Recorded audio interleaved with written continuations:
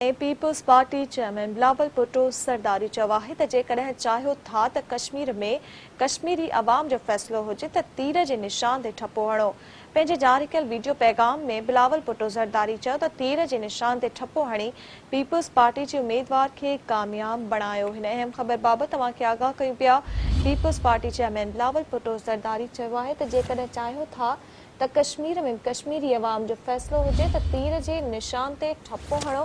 पंहिंजे जारी कयल वीडियो पैगाम में बिलावल भुट्टो ज़रदारी चयो त तीर जे निशान ते ठपो हणी पीपल्स पार्टी जे उम्मीदवार खे कामयाब बणायो।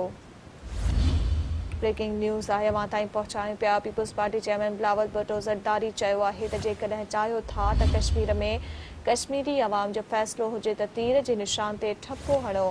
पंहिंजे जारी कयल वीडियो बयान में बिलावल भुट्टो ज़रदारी चयो त तीर जे निशान ते ठपो हणी पीपल्स पार्टी जे उम्मीदवार खे कामयाब बणायो। ख़बर शामिल कंदासीं। People's party chairman Bilawal Bhutto Zardari चयो आहे त जेकॾहिं चाहियो था त कश्मीर में कश्मीरी अवाम जो फ़ैसिलो हुजे त तीर जे निशान ते ठपो हणो। पंहिंजे जारी कयल वीडियो पैगाम में बिलावल भुट्टो ज़रदारी चयो त तीर जे निशान ते ठपो हणी पीपल्स पार्टी जे उम्मीदवार खे कामयाब बणायो।